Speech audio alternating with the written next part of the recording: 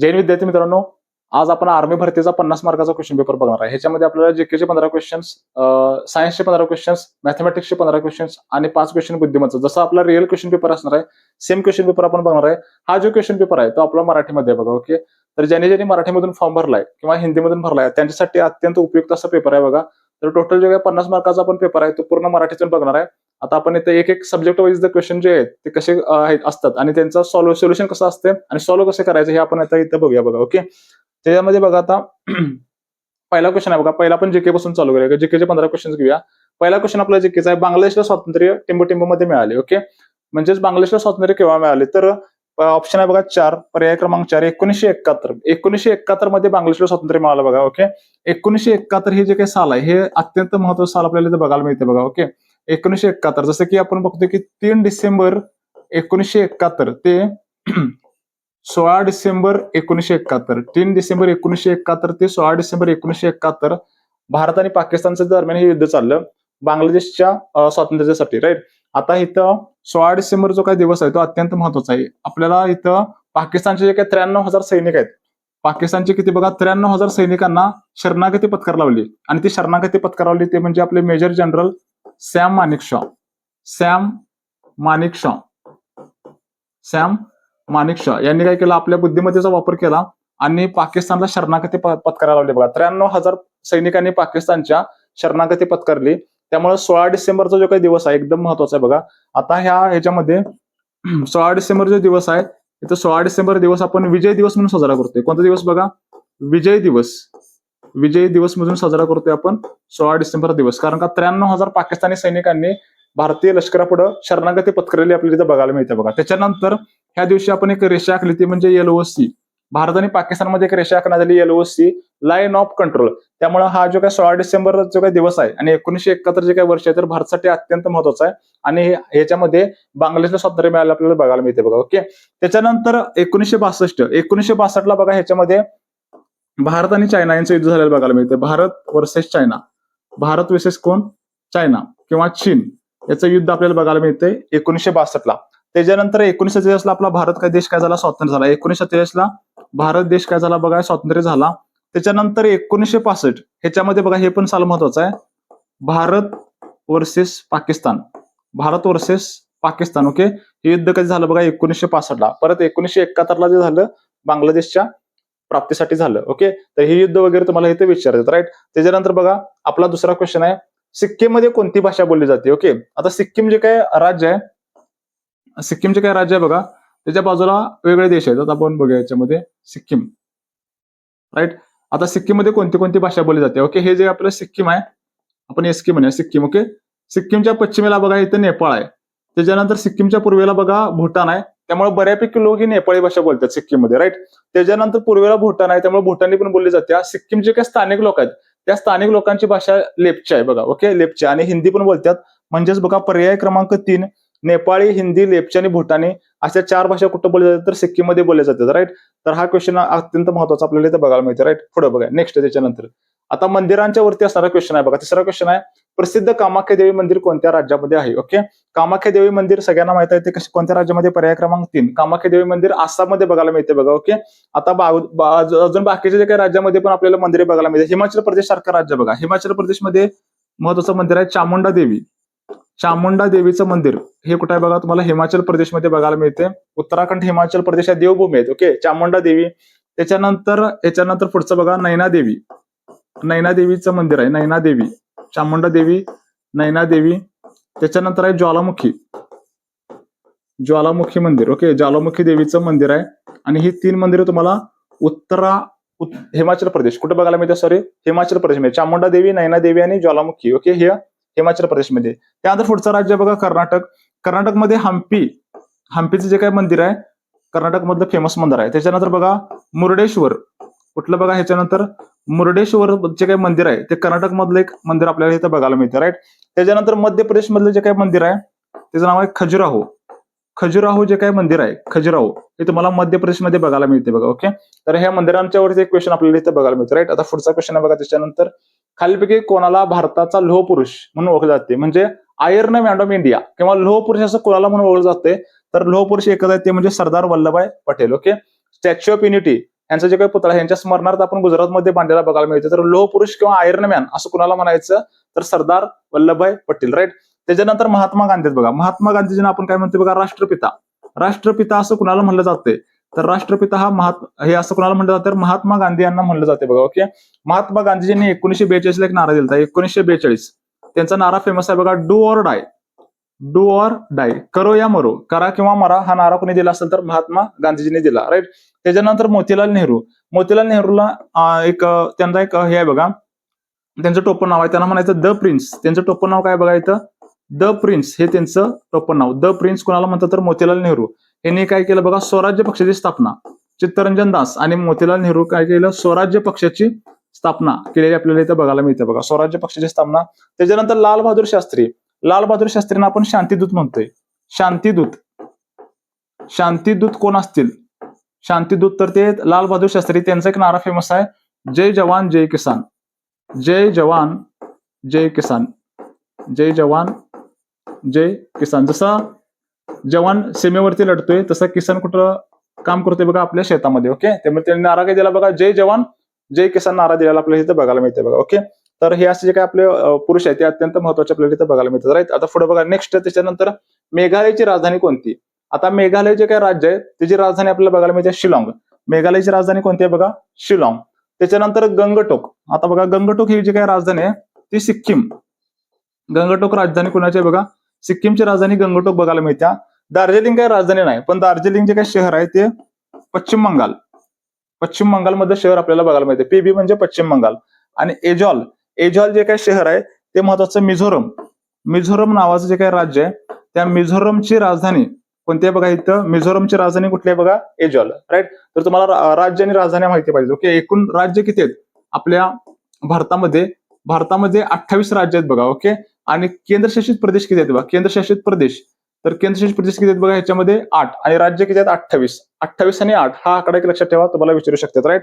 पुढचा क्वेश्चन आहे बघा. त्याच्यानंतर चंद्रावर पाऊल ठेवणारा पहिला अंतराळवीर कोण. ओके. पहिला अंतराळवीर कोण चंद्रावरती पाऊल ठेवणारा, तर नील आर्मस्ट्रॉंग. नील आर्मस्ट्रॉंग जो आहे तो चंद्रावरती पाऊल ठेवणारा पहिला अंतराळवीर आपल्याला बघायला मिळते बघा. ओके.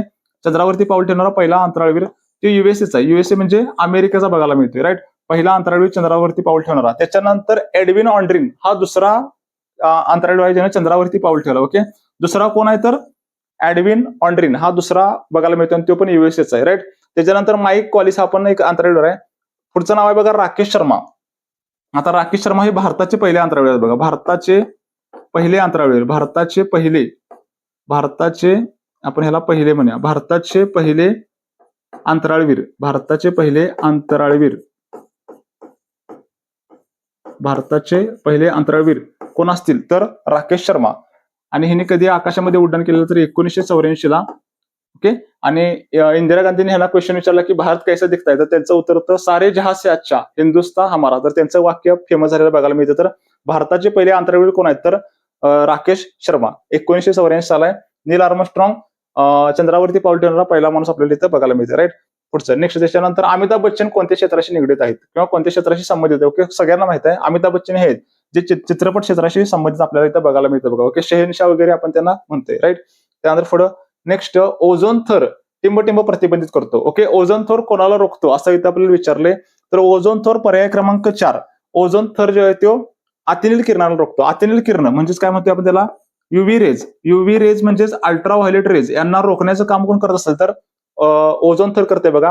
ही जर डायरेक्ट माणसाच्या शरीरावरती पडली तर कॅन्सर सारखा भयानक आजार उद्भवू शकते. कॅन्सर सारखा भयानक आजार काय होऊ शकते, उद्भवू शकते माणसाला. तर त्यांना रोखण्याचं काम कोण करत असेल तर ओझोन. ओझोनचं रासायनिक सूत्र काय. ओके. ओझोनचं रासायनिक सूत्र तुम्हाला विचारलं तर O3. O3 म्हणजे काय बघा, ओझोन. त्याच्यानंतर एक्सरे यांचा वापर कुठं करतोय बघा, एक्सरेचा वापर करतोय आपण वैद्यकीय क्षेत्रामध्ये.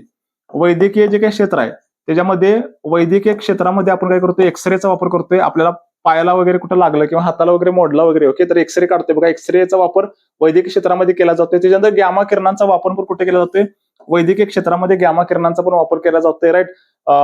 कीटाणू जीवाणू वगैरे मारण्यासाठी किंवा एखादी वस्तू निर्जंतुकीकरण करण्यासाठी गॅमा किरणांचा वापर केला जातोय बघा. ओके. त्याच्यानंतर इन्फ्रारेड रेडिएशन ह्यांचा वापर जे आहे ते रिमोट कंट्रोलमध्ये केला जातोय बघा. रिमोट आपल्या टीव्ही जे काही रिमोट आहेत त्या रिमोटमध्ये इन्फ्रारेड रेडिएशनचा वापर केला जातोय बघा. दृश्यमान प्रकाश म्हणजे जे आपले व्हिजिबल लाईट आहे किंवा आपल्या डोळ्याला दिसते त्याला म्हणायचं दृश्यमान प्रकाश. तर ओके. ओझोन थर कोण रोखते बघा, अतिनील किरण रोखते. राईट. आता पुढचा क्वेश्चन आहे बघा, चीनचे चलन कोणतं? प्रत्येक देशाचं चलन असते बघा. तर चीनचं चलन कोणतं? तर चीनचं चलन आहे पर्याय क्रमांक 4 युआन. युआन हे कोणाचं चलन आहे? तर चीनचं चलन आहे. रुबल, आता बघा रुबल बघा, रुबल जे काय चलन आहे ते रशियाचं आहे बघा. रशियाचं चलन कोणतं आहे बघा? रशियाचं रुबल आहे. आणि रशियाची राजधानी कोणती आहे विचारलं तर मॉस्को. मॉस्को कुणाची राजधानी आहे? रशियाची राजधानी आहे मॉस्को बघा. राईट. त्याच्यानंतर डॉलर कुणाचं चलन आहे? डॉलर आहे. डॉलर आहे ते युएसए. युएसए म्हणजे काय? अमेरिकेचं चलन आहे बघा डॉलर. ओके. युएसए ची राजधानी आहे वॉशिंग्टन DC. त्याच्यानंतर रुपया. रुपया चलन कुणाचं आहे बघा? रुपया चलन आहे भारत. आणि भारताची राजधानी आपली आहे बघा दिल्ली. भारताची राजधानी कोणती आहे बघा? दिल्ली. युएसए ची कोणती आहे बघा? Washington DC. वॉशिंग्टन DC ही कुणाची? युएसए ची राजधानी बघायला मिळते बघा. ओके. चीनची राजधानी, चीनचं चलन आहे युआन. चीनची राजधानी आहे बीजिंग. चीनची राजधानी कोणती आहे बघा इथं? बीजिंग. बीजिंग जी आहे ती चीनची राजधानी आपल्याला इथं बघायला मिळते. राईट. त्यानंतर पुढचा क्वेश्चन आहे, गोवा राज्याची राजधानी कोणती? गोवा. आता गोव्याची राजधानी कोणती बघा? गोव्याची राजधानी आपल्याला तर पणजी बघायला मिळते. ओके. त्याच्यात दिसपूर कोणाची आहे बघा? दिसपूर जी काय राजधानी आहे ती आसाम. आसामची राजधानी आहे दिसपूर. राईट. त्याच्यानंतर आयझॉल. आयझॉल कोणाची आहे बघा? मिझोरम. मिझोरम जे काही राज्य आहे आपण मगाशीच बघितलं, मिझोरमची राजधानी कोणती आहे? आयझॉल. त्यानंतर रायपूर. रायपूर कोणाची आहे बघा इथं? छत्तीसगड. छत्तीसगड नावाचं जे काही राज्य आहे त्या राज्याची राजधानी कोणती आहे बघा? रायपूर. छत्तीसगडची कोणती आहे? रायपूर. राईट. त्याच्यानंतर पुढचा क्वेश्चन आहे बघा, संसदेच्या कनिष्ठ सभागृहाला काय म्हणतात? ओके. कनिष्ठ सभागृह म्हणजे जिथं आपल्यासारख्या लोकांनी प्रतिनिधी निवडून दिले त्याला म्हणायचं कनिष्ठ सभागृह. आणि संसदेचं कनिष्ठ सभागृह कोणतं आहे बघा? तर लोकसभा. लोकसभा जे आहे ते संसदेचं कनिष्ठ सभागृह आहे. त्याच्यानंतर राज्यसभा जे आहे ते वरिष्ठ सभागृह आहे. राज्यसभा कसला आहे बघा? वरिष्ठ. वरिष्ठ का म्हणते? कारण इथं सगळी शिकलेली लोक असतात त्यामुळं वरिष्ठ सभागृह बघायला मिळते. कनिष्ठ सभागृह जर विचारलं तर कोणतं आहे तुमचं? लोकसभा. ओके. आता संसद जी आहे तर संसदेचे 3 अंग आहेत बघा. संसदेचे अंग किती असं तुम्हाला विचारलं तर क्वेश्चन आहे. संसदेचे अंग किती आहेत बघा? 3. ह्याच्यामध्ये कोणतं बघा? लोकसभा, त्याच्यानंतर राज्यसभा आणि पुढचा बघा राष्ट्रपती. लोकसभा, राज्यसभा आणि राष्ट्रपती हे संसदेचे 3 अंग आहेत. आणि संसदेचे गृह किती असं विचारलं तर संसदेचे गृह किती आहेत बघा? 2.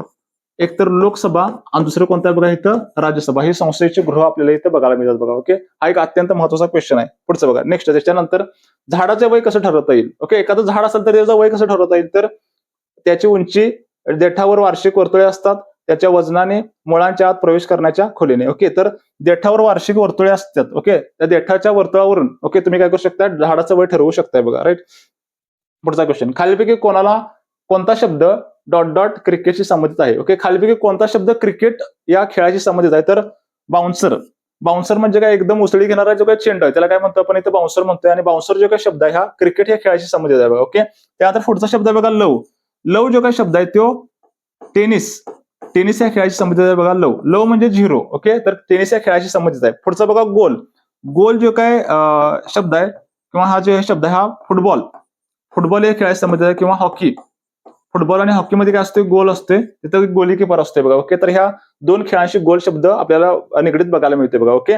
Mid court. मिड कोर्ट जो काय शब्द आहे हा बॅडमिंटन खेळाशी संबंधित आहे. बॅडमिंटन. बॅडमिंटन ह्या खेळाशी संबंधित असणारा शब्द कोणता आहे? तर मिडकोर्ट नावाचा जो काही शब्द आहे तो बॅडमिंटन ह्या खेळाशी संबंधित आहे. ओके. तर एखाद्या खेळाशी संबंधित असणारे शब्द असतो मला विचारते. LBW वगैरे विचारतील. ओके. तर इथं बाउन्सर, LBW हे क्रिकेट संबंधित आपल्याला बघायला मिळतात बघा शब्द. त्यानंतर बघा भारताचा राष्ट्रीय प्राणी कोणता? भारताचा राष्ट्रीय प्राणी कोणता सगळ्यांना माहित आहे. ओके. वाघ. वाघ जो आहे तो वाघ हा भारताचा काय आहे बघा? राष्ट्रीय प्राणी आपल्याला इथं बघायला मिळते. 1973 ला आपण काय केलं बघा? ह्याला राष्ट्रीय प्राण्याचा दर्जा दिलेला बघायला मिळते बघा. ओके. व्याघ्र गणना वगैरे आपण करतोय दर 4 वर्षांनी वगैरे. तर 1973 ला आपण काय केलं? भारताचा राष्ट्रीय प्राणी म्हणून वाघ याला घोषित केलेला आपल्याला बघायला मिळते. राईट. त्याच्यानंतर पुढचा बघा, आग्रा येथे ताजमहल बांधणारा राजा कोण होता? ओके.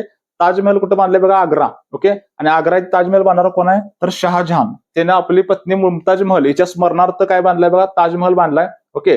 आता ह्याच्यामध्ये ह्यांची वंशावळ वगैरे विचारतात बघा. मुघलांची वंशावळ. तर काय ट्रिक आहे बघा इथं? भाजसा असं लक्षात ठेवा. आणि ट्रिक बघा, पहिला आहे बघा बाबर. पहिला कोण आहे बघा? बाबर. नंतर आहे बघा एच म्हणजे हुमायून. एच म्हणजे हुमायून. त्याच्यानंतर पुढचा आहे बघा ए म्हणजे अकबर. ए म्हणजे कोण आहे इथं? अकबर. राईट. जे म्हणजे जहांगीर. जे म्हणजे जहांगीर. जे म्हणजे जहांगीर. राईट. यश म्हणजे शहाजहान. यश म्हणजे शहाजहान. आणि परत बघा ए म्हणजे औरंगजेब. ए म्हणजे औरंगजेब. ओके. तर तुम्हाला विचारतील की बाबरचा मुलगा कोण आहे, तर हुमायून. हुमायूनचा मुलगा अकबर. अकबरचा जहांगीर. जहांगीरचा शहाजहान. आणि शहाजहानचा कोण आहे बघा इथं, औरंगजेब. तर ट्रिक आहे बघा भाजसा. तर हे तुम्हाला विचारू शकतील बघा, अरबीसाठी अत्यंत महत्वाचा क्वेश्चन आपण बघायला मिळतोय, राईट. पण आग्राचे ताजमहल कोणी बांधला, तर शहाजहान यांनी बांधला. आता विद्यार्थी मित्रांनो, आपला जीकेचं शिक्षण पूर्ण झालं. आता पुढचं शिक्षण आहे आपला सायन्सचा.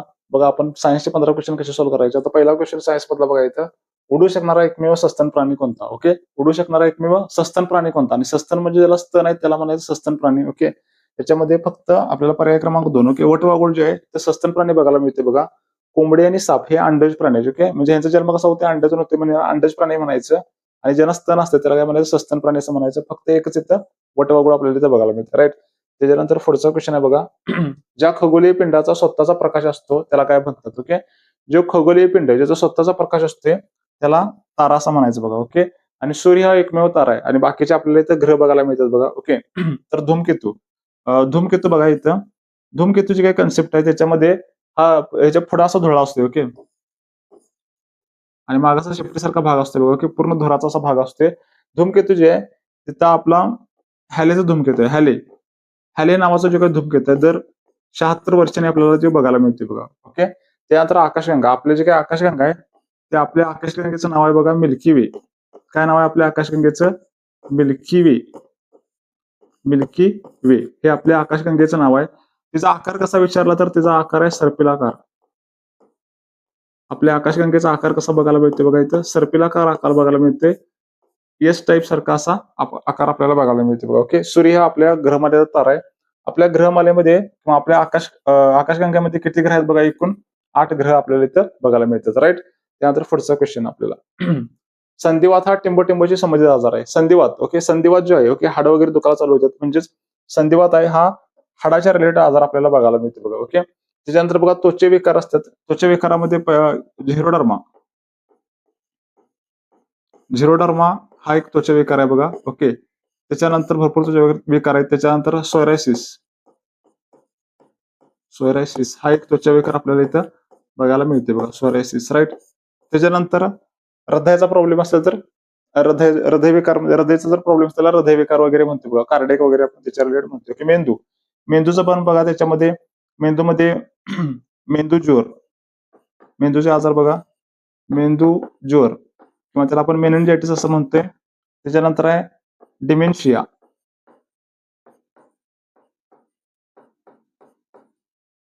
विसरभोळी होणं वगैरे होते, डिमेन्शिया. त्याच्यानंतर पुढचा मायग्रेन. मायग्रेन. ओके, हे मायग्रेन वगैरे कशाचे आजार आहेत, आपल्याला मेंदूचा आजार इथं बघायला मिळतात बघा, राईट.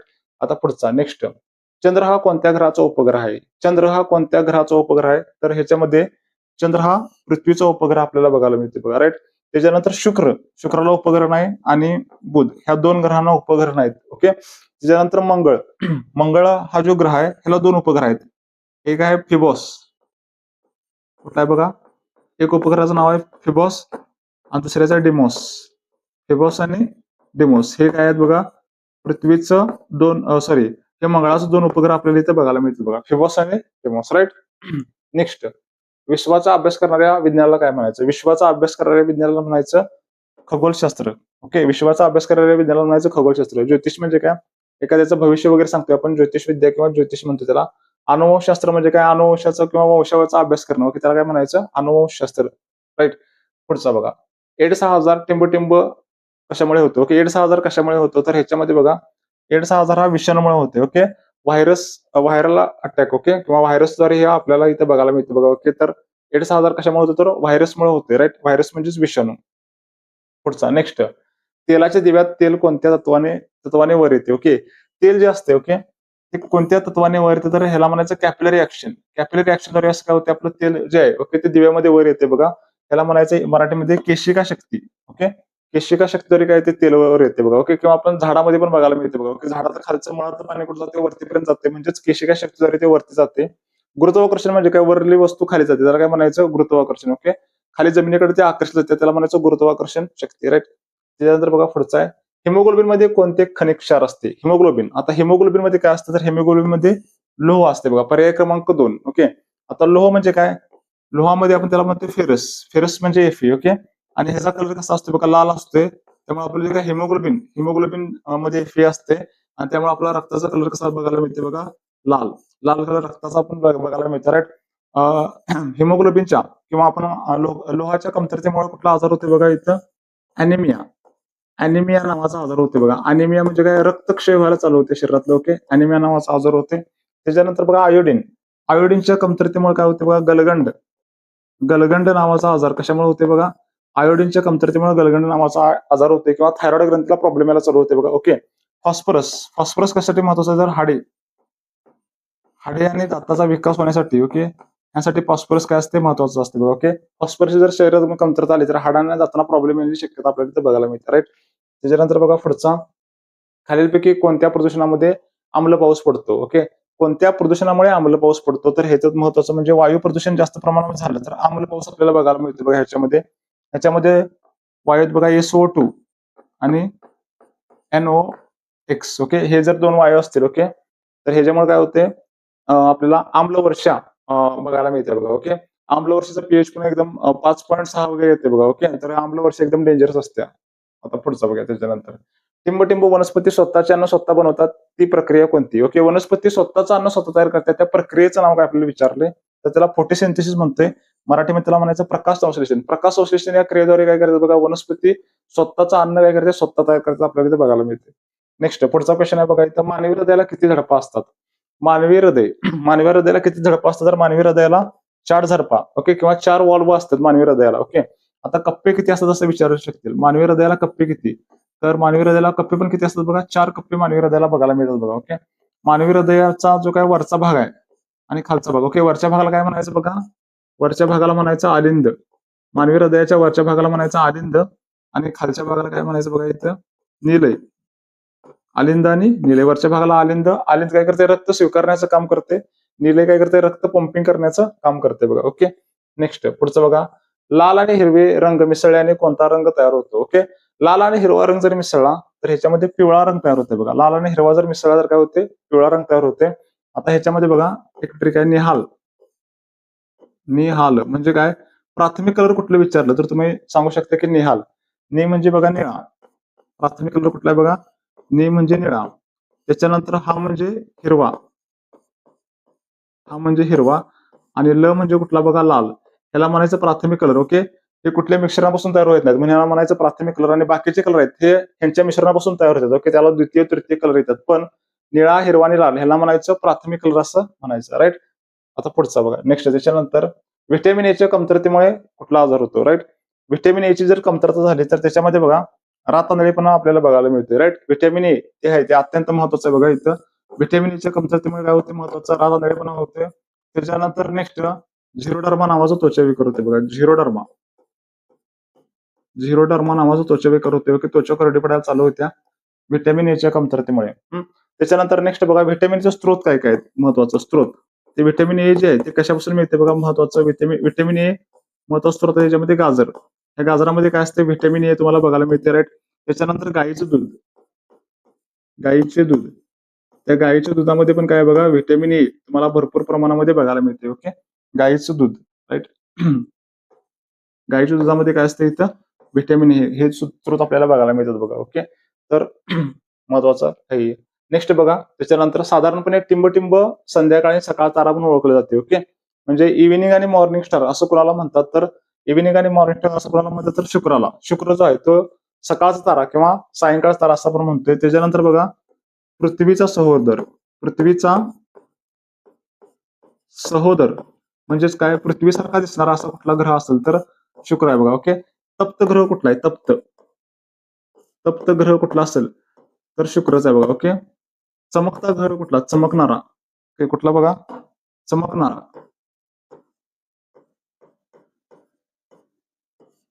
चमकणारा ग्रह कुठला असेल तर शुक्र आपल्याला इथं बघायला मिळते बघा, राईट.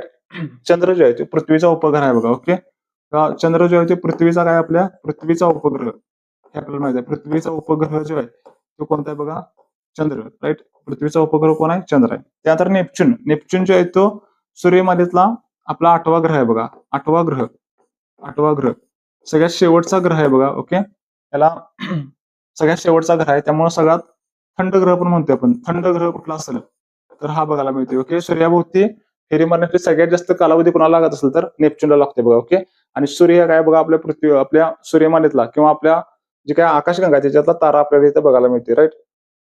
नेक्स्ट, दुधाची शुद्धता कोणत्या उपकरणाने मोजली जाते? दुधाची जी काही शुद्धता आहे ती आपण लॅक्टोमीटरनं मोजते बघा. ओके, दुधामध्ये किंवा दह्यामध्ये कुठलं ऍसिड असते? लॅक्टिक ऍसिड असते. आणि दुधाची शुद्धता जर मोजायची असेल तर आपल्याला लॅक्टोमीटरची आवश्यकता असते. थर्मामीटर जे आहे ते थर्मामीटरनं आपण काय मोजतो बघा? तापमान. तापमान जर मोजायचं असेल तर आपण काय कशाचा वापर करतोय? थर्मामीटरचा वापर करतोय तापमान मोजण्यासाठी. त्याच्यानंतर बॅरोमीटर बघा. बॅरोमीटर मध्ये कशाचा? हवेचा दाब मोजायचा असेल. ओके, किंवा वातावरणाचा दाब. ओके, हवेचा दाब किंवा आपण म्हणूया वातावरणातील दाब. वातावरणातील दाब. वातावरणातील दाब जर मोजायचा असेल आपल्याला, ओके, तर आपण काय करतोय बघा? बॅरोमीटरचा वापर करतोय. राईट. नेक्स्ट, आता पुढचे गणिताचे 15 क्वेश्चन आता इथं आपण बघणार आहे बघा. ओके, तर पहिला क्वेश्चन आहे बघा ह्याच्यामधला, वार्षिक 14% दराने 2 वर्षात 126 रुपये साधे व्याज देणारी रक्कम शोधा. ओके, 126 रुपये साधं व्याज देणारी रक्कम शोधायची. आता सरळ व्याजाचा प्रॉब्लेम आहे. रक्कम म्हणजे तिथं मुद्दल काढायची आपल्याला ह्याच्यामध्ये. ओके, वार्षिक व्याज जर किती आहे बघा? 14%. वार्षिक जर 14% असेल, वार्षिक व्याज जर किती आहे बघा? 14%. तर 2 वर्षाचं किती होणार बघा? साधं व्याज असते, सिंपल असते, प्रत्येक वर्षाला 14%. ओके, 2 वर्षाचं किती झालं बघा? इथं 14 आणि 28%. किती झालं बघा? इथं 28%. आणि इथं काय म्हटलंय बघा? 28%. म्हणजे व्याज दर किती होते बघा? 28% म्हणजे किती रुपये होतात बघा? 126 रुपये. 28% म्हणजे 126 रुपये. मुद्दल काढायची आपल्याला. ओके, तर ती रक्कम कोणती? तर रक्कम किती असते? नेहमी 100%. मुद्दल किती असते? 100%. आणि ते आपल्याला सोडवायचं आहे बघा. ओके, आता आपण सॉल्व्ह करूया. तिरकस गुणाकार करायचं याच्यामध्ये. 100 गुणिले 126 आणि भागिले किती येणार बघा? इथं 28. काहीच अवघड नाही ह्याच्यामध्ये. 14% वर्षाला व्याजदर आहे. ओके, 14. 2 वर्षाचे किती? 14 दोन्ही 28. 28 म्हणजे किती व्याज मिळाले? 126. 28 म्हणजे 126. तर मुद्दल काढायची आपल्याला. मुद्दल किती असते? नेहमी 100%. ओके, रक्कम म्हणजेच मुद्दल काढायचे. 100% म्हणजे किती? तिरकस गुणाकार करायचा बघा आपल्याला ह्याच्यामध्ये. 14 दोन्ही 28. 14 नव्हे 126. बे 1 बे, बे पंचे 10 आणि 0. 5 नव्हे, 5 नव्हे किती? 45. आणि त्याच्यावरती 1 शून्य लावा म्हणजे किती बघा? 450 रुपये. म्हणजेच पर्याय क्रमांक 4. मुद्दल किती असणार आहे? 450 रुपये. राईट. त्यानंतर पुढचा क्वेश्चन आहे बघा. एक मालिका दिली आपल्याला, मालिका पूर्ण करायची. संख्या आपण लिहून घेऊया याच्यामध्ये. काय काय संख्या बघा? इथं 7, त्याच्यानंतर आहे 14, त्याच्यानंतर आहे 28, त्याच्यानंतर आहे 56 आणि इथं क्वेश्चन मार्क आपल्याला इथे सॉल्व्ह करायचं आहे काय येणार ते. ओके, आता इथं बघा 7 दोन्ही 14 बरोबर दुप्पट आहे.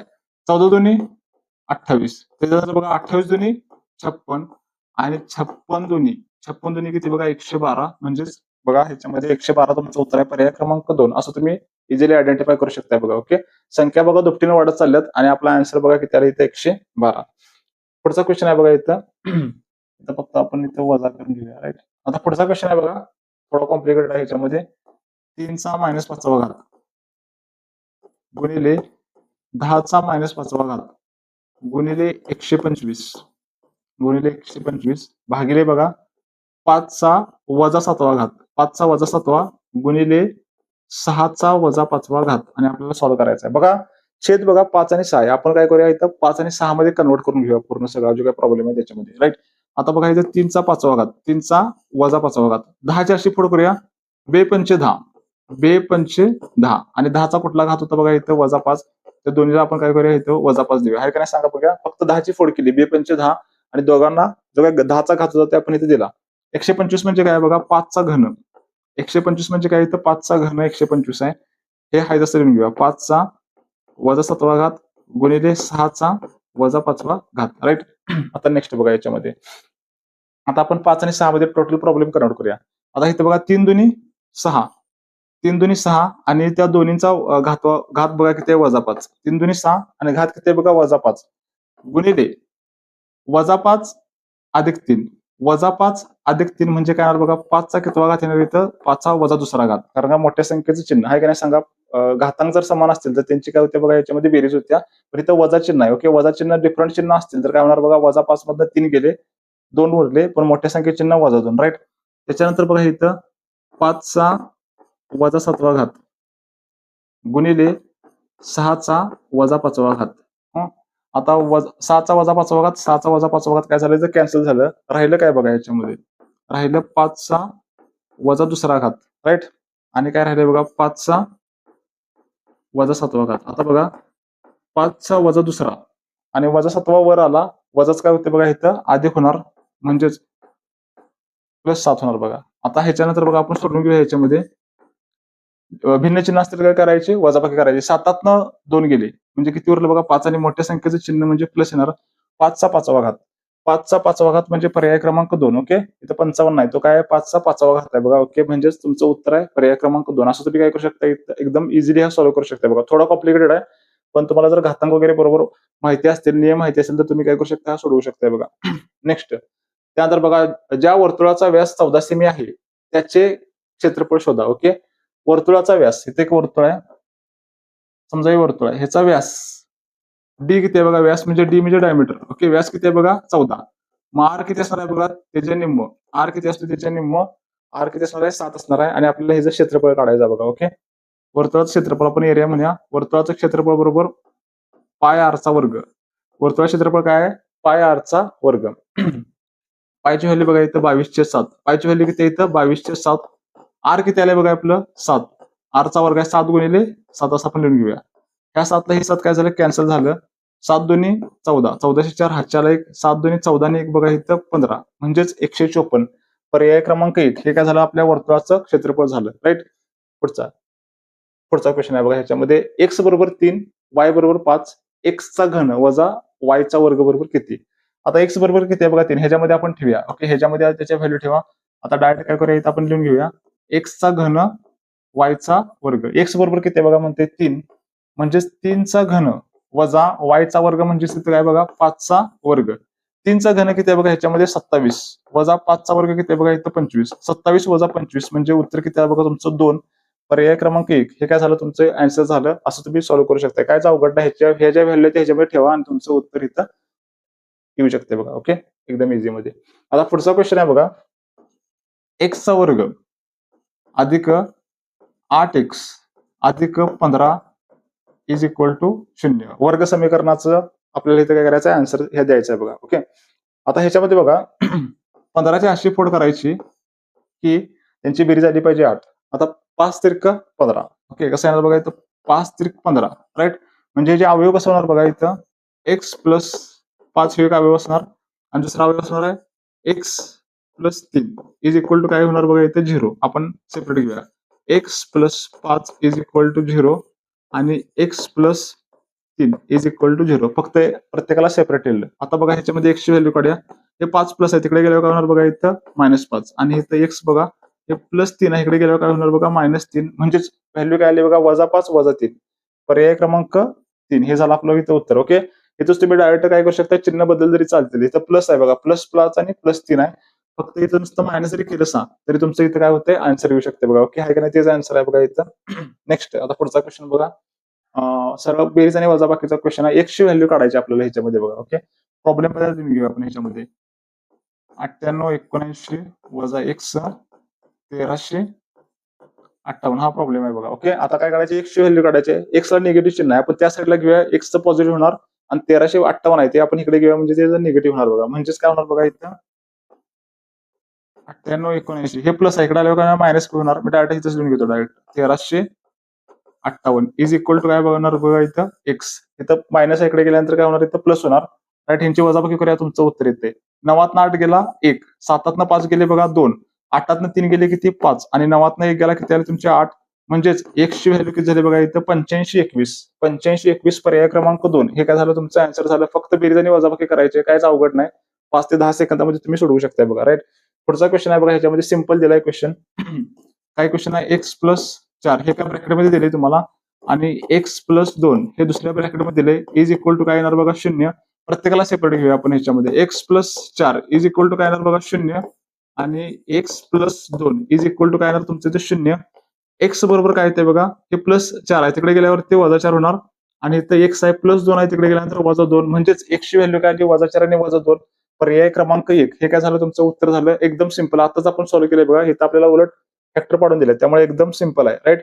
आता बघा पुढचा क्वेश्चन आहे तुमचा 18 आणि 24 चा मसावी किती. ओके, मसावी म्हणजे काय, मसावी म्हणजे सामायिक अवयवांचा गुणाकार. त्या दोन संख्यांच्या मध्ये सामायिक अवयव कोणता आहे त्यांचा काय करायचं, गुणाकार करायचं, तुमचं मसावी येईल बघा. ओके, 18 आणि 24. आता 18 आणि 24 ला कशाने भाग जातो, तर 6 ने जातोय.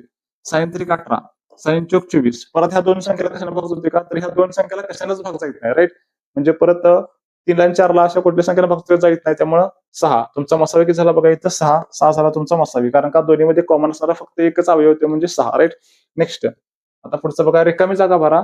इथं 212चा वर्ग करायचा तुम्हाला. राईट. आता वर्ग कसा करायचा आपण बघून घेऊया.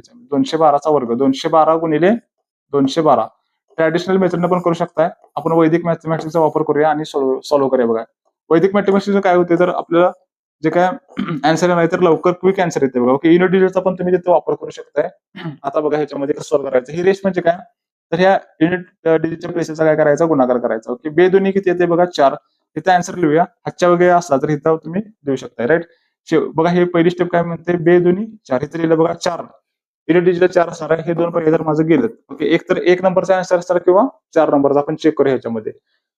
स्टेप नंबर 2 काय म्हणते बघा, ह्यांचाच रिकस गुणाकार म्हणजे बे एक के बे, बे एक के बे, 2 2 किती झालं बघा 4. राईट. आता तुमचं उत्तर आले बघा इथं, आहे का नाही सांगा बघा. एकदम सिंपल. 44 असणारा एकच पर्याय, तरी पण आपण सोडूया बघा. ओके, त्यानंतर तिसरी स्टेप बघा इथं, बेदोन्ही 4, बेदोन्ही 4, 4 आणि 4 8 आणि बे एक के बे, 8 आणि किती बघा तुमचं 9 झालं. राईट. त्यानंतर हा बघा, ही स्टेप म्हणजे काय, इकडच्या ह्यांचा गुणाकार तिरकस असा, बे एक के बे, बे एक के बे, 2 2 किती झालं तुमचं 4 आणि हे म्हणजे काय बघा, ह्यांचा गुणाकार बेदोन्ही 4, 44 9 44, हे झालं तुमचं उत्तर. असं तुम्ही काय करू शकताय, या वैदिक मॅथमॅटिक्सचा वापर करून तुम्ही हे जे काही उत्तर आहे ते 5 ते 10 सेकंदामध्ये युनिट डिजिटचा वगैरे वापर करून सोडवू शकताय. ओके, एकदम सिंपल आहे. नेक्स्ट बघा, त्याच्यानंतर एका वर्तुळाचा घेर 88 मीटर आहे, तर त्रिज्या शोधा. ओके, एका वर्तुळाचा घेर म्हणजे काय, वर्तुळाचा घेर, घेर म्हणजे त्याचा सर्कम्फरन्स. ओके, किंवा त्याचा परिघ म्हणूया आपण. परिघ किती आहे बघा तिथं 88 मीटर आहे, तर त्रिज्या शोधायची आहे.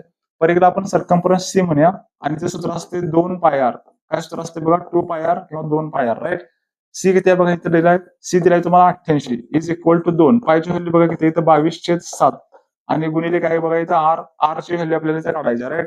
88 गुणिले 7 भागिले 7, इकडे वरती आल्यानंतर बघा गुणिले झालं आणि हे 2 गुणिले 22 जे वरती आहे ते आपण कुठे गेलं, छेदामध्ये गेलं आणि आर ची व्हॅल्यू काढायची इथं. ओके, 22 एके 22, 22 चोक 88, 22 एके 22, 22 चोक 88, बे एके बे, बे दोन्ही 4 आणि 7 दोन्ही 14, म्हणजेच आर ची व्हॅल्यू किती आली बघा आपली 14. हे झालं आपलं उत्तर. पर्याय क्रमांक 3 आहे का नाही सांगा. एकदम सिंपल. फक्त तुम्हाला वर्तुळाचा पर्याय घ्यायचे, सूत्रपाठ पाहिजे. सी इज इक्वल टू 2 पाय आर. ओके, व्हॅल्यू टाका, तुमचं उत्तर येते. आर ची व्हॅल्यू आली बघा. राईट. आता बघा पुढचं, हे सूत्र देते तुम्हाला आणि सूत्र ह्याचं काय येईल, ए प्लस बी ब्रॅकेटचा वर्ग असं आहे बघा. ते ए प्लस बी ब्रॅकेटचा वर्ग. आता हे सूत्र कसं असतं बघा, सूत्रपाठ पाहिजे तुम्हाला. ए वर्ग अधिक 2 ए बी अधिक बी वर्ग. पुढे मागं कसं पण लिहा, काय प्रॉब्लेम नाही. ओके, कोण कोण असं लिहिते किंवा कोण कोण असं करते बघा. ओके, हेच म्हणजे असं ए वर्ग अधिक बी वर्ग अधिक 2 ए बी. ओके, कसं पण लिहा, तुमचं उत्तर सेमच आहे. राईट. बघा ह्याच्यामध्ये कोणता आहे, पर्याय क्रमांक 1 हे झालं तुमचं इथं उत्तर. राईट. तर ए प्लस बी ब्रॅकेटचा वर्ग जर दिलं तर ए वर्ग अधिक 2 ए बी अधिक बी वर्ग. त्यानंतर अनेक फॉर्म्युला आहे बघा याच्यामध्ये. ए मायनस बी चा वर्ग जर असेल, ए मायनस बी सेम असतच, फक्त इथं बघा ए वर्ग इथं मायनस 2 ए बी अधिक बी चा वर्ग, प्लस मायनस आणि प्लस, ए वर्ग वजा 2 ए बी अधिक बी वर्ग. अनेक फॉर्म्युला बघा तिसरा, ए वर्ग वजा बी वर्ग. सेपरेट वर्ग जर असतील तर कसं करायचं बघा, एकदा बेरीज मारायची ए प्लस बी आणि एकदा वजाबाकी करायची ए मायनस बी. ओके, या 3 सूत्रांच्या वरती तुम्हाला सूत्र विचारू शकतात किंवा प्रॉब्लेम वगैरे विचारू शकतात. बघा 3 सूत्र अत्यंत महत्वाचे आहेत, नोट करून ठेवा. त्यानंतर बघा पुढचा क्वेश्चन आहे तुमचा इथं, 2 संख्या एकाच 3च्या प्रमाणात आहेत, जर त्यांची बेरीज 240 असेल तर त्यांच्यातील फरक किती. ओके, 2 संख्या किती आहेत बघा, एकाच 3 प्रमाणामध्ये 2 संख्या किती आहेत, एकाच 3 प्रमाण. ही छोटी संख्या असणार आहे आणि ही मोठी संख्या असणार आहे. ओके, तर त्यांची बेरीज किती आहे बघा 240, पण गुणोत्तरामध्ये बेरीज किती आहे बघा त्यांची 4. गुणोत्तरामध्ये बेरीज किती 4, 3 आणि किती 4. 4 म्हणजे किती म्हणले बघा, 4 म्हणजे त्यांची बेरीज किती आहे म्हणते 240. त्यांच्यातील फरक किती विचारलाय, 3तनं 1 गेला, किती राहिले बघा 2. फरक किती आहे 2. ते 2 म्हणजे किती आपल्याला इथे सॉल्व्ह करायचं आहे बघा. आता ते आपण सोडूया याच्यामध्ये. बघा हे बघा ह्याच्या कितपट आहे, 4 एके 4, 4 सक्क 24 आणि हे 0 म्हणजे 60 पट आहे. म्हणजे तुमचं उत्तर पण काय असणार आहे, 60 पट असणार आहे. आणि 60 गुणिले 2 म्हणजेच किती उत्तर आलं बघा तुमचं इथं, 60 दुनी 120, म्हणजेच पर्याय क्रमांक 3 हे झालं तुमचं उत्तर. ओके, असं सिंपल क्वेश्चन तुम्ही काय करू शकता, अंडरस्टँड करून 5 ते 10 सेकंदामध्ये सॉल्व्ह करू शकता. बघा काहीच अवघड नाही. पुढचा क्वेश्चन आहे बघा, त्याच्यामध्ये खालीलपैकी कोणत्या अपूर्णांकांचे मूल्य सर्वात जास्त आहे. ओके, सर्वात मोठा अपूर्णांक कोणता असं त्याने म्हणायचं. तुम्ही कसं सॉल्व्ह करू शकता बघा याच्यामध्ये. पहिल्यांदा लिहून घेऊ आपण. पहिला आहे बघा 3/4. नेक्स्ट आहे बघा याच्यामध्ये 6/8. पुढचा अपूर्णांक आहे याच्यामध्ये 5/6 आणि त्याच्या पुढचा अपूर्णांक आहे बघा 2/3. राईट. आता फक्त आपण काय करूया, ह्याच्यामध्ये शून्य लावत जाऊया आणि आपला आन्सर काढूया. ह्याच्यामध्ये ह्याला 30 करूया, इथे शून्य लावा. प्रत्येकाला अंशामध्ये काय करूया आपण, ह्याला शून्य लावा, तुमचं उत्तर येते बघा. राईट, भाग घालूया आपण इथं. 4 एके 4, 4 सत्ते 28, म्हणजे 7 पॉईंट समथिंग, 2 राहिलं, 7 पॉईंट समथिंग काहीतरी उतरलं. आपण पुढे चेक करूया नंतर. ओके, 8 एके 8, 8 साती 56. ओके, ह्याचं पण 8 साती 56, 4 राहिले. ओके, आपण चेक करूया आपण. ओके, नेक्स्ट त्याच्यामध्ये फक्त 7 आलं, मला माहिती आहे 7 पॉईंट काहीतरी समथिंग उतरेल. 6 एके 6, 6 8 48, 6 8 48, 2 उरले, 8 पॉईंट समथिंग काहीतरी उतरेल. इथे बघा पुढं 3 एके 3, 3 संघ 18, 2 उरले, परत 6 पॉईंट समथिंग उतरेल. सर्वात मोठा अपूर्णांक. आता मला सांगा इथं 7 मोठा आहे, 8 मोठा आहे का 6 मोठा आहे? तर काय मोठा आहे? 8 मोठा आहे. म्हणजे सर्वात मोठा अपूर्णांक होता 5/6. 5/6 म्हणजे पर्याय क्रमांक 3. ओके, एकदम सिंपल इझिली तुम्ही सॉल्व्ह करू शकता. सर्वात छोटा विचारला असता तर 6 वाला म्हणजे कोणता 2/3 आला असतं. ओके, एकदम सिंपल वेनं तुम्ही इथं सॉल्व्ह करू शकता बघा. त्यानंतर पुढचा क्वेश्चन आहे बघा. एक विद्यार्थी त्याच्या घरापासून ताशी 3 किमी वेगाने चालतो आणि 67 मिनिटात शाळेत पोहोचतो. त्याच्या घरापासून शाळेचं अंतर किती आपल्याला सोडवायला सांगितलं बघा. ओके, आणि जे काही आन्सर आहे सगळे मीटरमध्ये आहेत, आपल्याला इथं कन्वर्ट करून घ्यायला पाहिजे. ओके, एक विद्यार्थी त्याच्या घरापासून ताशी 3 किमी वेगाने चालतो. ओके, 3 किमी म्हणजे किती मीटर बघा. 3 किमी म्हणजे 3000 मीटर. 3000 मीटर किती तासाला जातोय, म्हणजे 60 मिनिटाला 3000 मीटर जातोय. आणि आपल्याला विचारले तर तो 67 मिनिटामध्ये किती जाईल हे आपल्याला इथं काढायचं आहे ह्याच्यामध्ये. ओके, तिरकस गुणाकार करा, तुमचं उत्तर येते बघा. बघा ह्याच्यामध्ये 3000 गुणिले 67, 3000 गुणिले 67 आणि छेदामध्ये काय येणार बघा, इथे 60 येणार. तुमची x ची किंमत येईल बघा इथं. इथं बघा 6 एके 6, 6 पंचे 30 म्हणजे 60 पंचे 300 आणि हे 0 म्हणजे 50. किती आलं बघा तुमचं उत्तर इथं 50 गुणिले 67. राईट, आता आपण सॉल्व्ह करूया याच्यामध्ये. 0 बाजूला काढा, 5 7 35, 35 5 हातच्या 3, 5 सक्क 30, 30 आणि 3 किती झालं बघा इथं 33. म्हणजेच तुमची x ची व्हॅल्यू किती आली बघा 3350 मीटर. पर्याय क्रमांक 3 असं तुम्ही काय करू शकताय, सॉल्व्ह करू शकताय बघा. ओके, काहीच अवघड नाही ह्याच्यामध्ये. फक्त इथे युनिट कन्व्हर्जन करणं महत्वाचं आहे, कारण का किलोमीटरचं मीटरमध्ये करायला पाहिजे. हे तुमच्या मिनिटामध्ये करा आणि 67 मिनिटामध्ये किती जाईल तुम्हाला विचारले, ते एकच गुणाकार मारल्यानंतर तुमचं इथं उत्तर येते बघा. आता पुढचा क्वेश्चन आहे, तर तळहाताचा संबंध हाताशी असतो तसा तळव्याचा संबंध कशाचा असतो? ओके, तळहाताचा संबंध हाताशी, तसं तळव्या संबंध कशाचे असते बघा, पायाशी असते. पर्याय क्रमांक 1. त्याच्यानंतर बघा, मालिकेतील हरवलेले अक्षर शोधा. मालिकेतील हरवलेले अक्षर शोधायचं. ह्याच्यामध्ये बघा काय काय दिले तुम्हाला. त्याच्यामध्ये यू दिले, ओ दिले, त्याच्यानंतर आय दिले. राईट, इथं तुम्हाला क्वेश्चन मार्क किंवा एक्स म्हणूया आपण आणि ए दिले, आणि ए इथं ई आलं पाहिजे. ए ई आय ओ यू हे काय आहेत बघा, इंग्रजीमध्ये स्वर आहेत किंवा ओवेल्स आहेत असं म्हणूया आपण. स्वर 5 स्वर आहेत इंग्रजीमध्ये, त्यातलं ई मिसिंग आहे. तर पर्याय क्रमांक 2 हे झालं तुमचं इथं उत्तर. त्यानंतर बघा पुढचा क्वेश्चन आहे. एका विशिष्ट सांकेतिक भाषेमध्ये क्लॉकला कसं लिहिलंय बघा, CLOCK. क्लॉकला कसं लिहिलंय बघा इथं, KCOLC असं लिहिलंय. तर त्या सांकेतिक भाषेमध्ये स्टेप्स STEPS हा शब्द कसा लिहिला असता त्यांनी विचारले बघा. ओके, एकदम सिंपल आहे. क्लॉक शब्द आहे, फक्त उलटा लिहिलाय बघा. पहिल्यांदा शेवटीचं जे काही के आहे ते इथं पहिल्यांदा घेतले, नंतर सी घेतले, नंतर ओ घेतले, एल इथं घेतले आणि परत सी, म्हणजे उलटा लिहित आलाय. सेम आपण हा शब्द उलटा लिहूया. पहिल्यांदा इथं काय येणार बघा, इथं एस घेतला, नंतर काय येणार बघा इथं पी घेतला, नंतर काय आलं बघा इथं ई, नंतर काय येणार बघा इथं टी, आणि नंतर इथं एस. म्हणजेच बघा SPETS पर्याय क्रमांक 4 असं तुम्ही काय करू शकताय, हा डिकोड करू शकताय बघा. कोडिंग डिकोडिंग ह्या चॅप्टर मधला हा प्रॉब्लेम आपल्याला इथं बघायला मिळते. त्यानंतर बघा, ज्याप्रमाणे कोब्रा हा साप प्रजातीशी संबंधित आहे, त्याचप्रमाणे बिबट्या कोणत्या प्रजातीशी संबंधित आहे बघा. ओके, कोब्रा जसा सापाशी संबंधित आहे, साप प्रजातीमधला येतो, जसा बिबट्या जो आहे तर ह्याच्यामध्ये वाघ येत नाही. तर उत्तर काय बघा, ह्याच्यामध्ये मांजर. बिबट्या वाघ वगैरे जे आहेत ते बिग कॅट्स म्हणतोय. ओके, कॅट प्रजातीमध्ये येते, म्हणजे मांजरांच्या ह्याच्यामध्ये येते. म्हणजेच तुमचं उत्तर काय बघा, पर्याय क्रमांक 3. ओके, एकदम सिंपल आहे, पण थोडं ओके मार्क जाण्याची शक्यता आहे, कारण का तुम्ही वाघ मार्चला नाही. बिबट्या कशामध्ये येतोय, मांजर या प्रजातीमध्ये येते बघा. त्यानंतर पुढचा शब्द आहे बघा इथला, इथं जरा आपण कट करायचं, चुकीचं झालंय, टायपिंग मिस्टेक झाल्या. जर व्हिक्टरीला काय म्हणते बघा, YLFWRUB असं कोडिंग केले तर सक्सेस शब्द कसा कोडिंग कराल. ओके, ह्याच्यामध्ये आता बघा इथं आपण लिव्हिंग घेऊया व्हिक्टरी, VICTORY.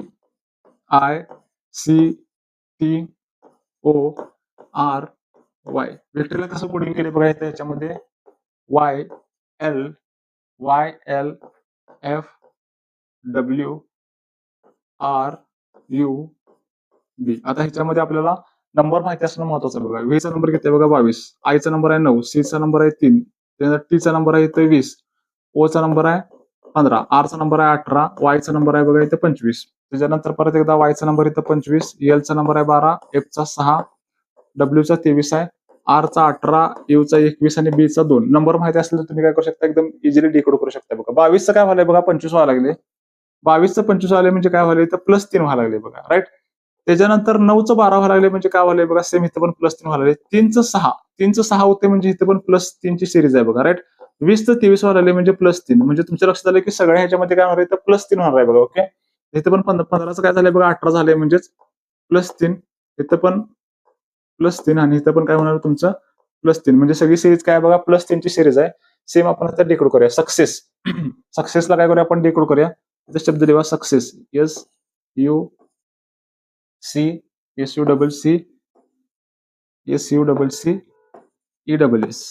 सक्सेस. सक्सेसला आपण डिकोड करूया. एसचा नंबर किती आहे बघा इथं 19, यूचा किती आहे बघा 21, सीचा किती आहे 3, ईचा किती आहे 5, त्याच्यानंतर 19 आणि 19 +3 करा. प्रत्येकाच्या मध्ये तुमचं उत्तर येते बघा. 19 आणि 3 किती बघा 22, आणि 22 वाला कोणता अक्षर आहे इथं, व्ही अक्षर आहे बघा. परत 21 आणि 3 किती बघा 24, 24 वाला कोणता अक्षर आहे इथं, एक्स, राईट. परत 3 आणि 3 किती बघा ह्याच्यामध्ये 6, आणि 6 वाला कोणता आहे बघा एफ.